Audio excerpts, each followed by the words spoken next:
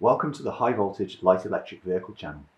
This video we're going to be having a quick look at the Bafang M65 and test it with an ASI BAC855 upgrade kit to see if the motor still runs with no modifications required. I did a video recently taking the motor apart and the changes look to be almost entirely cosmetic. The biggest one being that the bolt pattern for the controller being different. So to get around that, I've modelled a new cover plate that also fits with the modified styling of the new motor variation. So this is wired up to an ASI BAC855 and we have a 72 volt lithium polymer battery here.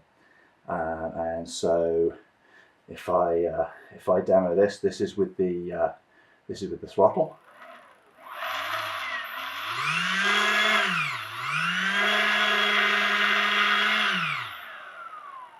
So that's hitting 13,000 RPMs peak at the moment with the settings on here, which are not particularly optimal, but you know, it proves a point. And if I get the crank here and pop that on the top, and you can see that PAS is also kicking on and totally functional as well. So everything seems to be behaving normally with the BAC855 and the M65. So the fact that this kit works with the BAC855 means basically that all of the upgrade kits are going to work, including ours. It means that the Grin phase runner is going to work. It means that Luna's shunt mod V1 controller will work. The Vest-based V2 will work. It means that the original BBSHD stock controller will work.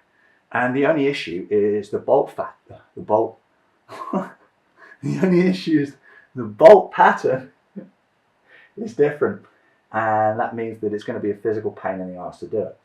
And we're lucky with our starter kit in that all we have to do is, like I've done here, is redesign the cover plate, which is good to go now. And essentially this motor is identical to the BBSHD apart from these three holes, which, I mean, it almost seems like the express purpose is to piss off Lunar Cycles. And it's great that we're still able to upgrade this motor and run it how it's supposed to be run. But it's still really annoying that Bafang is letting corporate lawyers make design choices. If you have one of these M65s and you want to unlock its true potential, then our upgrade kit, along with all the others, are good to go. If you have an M65 and you want to try swapping in a BBSHD controller here, or one of the Lunar ones maybe, then you could join our Discord group and we can give it a crack and maybe we can make something work, because it would probably be an interesting project. So that's it at the moment for the M65. But before I go with this video, I just want to do a really quick update on the big bikes. The first one to look at is the Vector Typhoon frame set, which I've used a set of KTM forks with. It's really, really cool finally seeing it stand upright on rubber. I'm already starting to dream of all the adventures I can go on with this bike. I'm currently working through the mounting for the foot pegs, as well as revisiting the designs for the seat and controller mount. And there's definitely a little bit of tweaking to do with the suspension setup to adjust the steering rake. And then it's on to drivetrain testing, which I'm super excited about. The second bike is the Sur Ron build. The idea with this bike is to build a Sur Ron from the ground up and look at every aspect of the bike from the bare frame on. The wheels are the 2118 set from Woody's Wheelworks, and I've had the 1/8 inch offset built in, which lets me run this full-size rear tyre without needing to cut away any of the tread. Like with the other bike, I have to do a bit of work on the stance, and apparently you need a modified riser linkage which lifts the rear of the bike and improves the rake of the steering. This is just loosely assembled right here to check the fitment of parts, and I'm still waiting on a few bits to finish things off.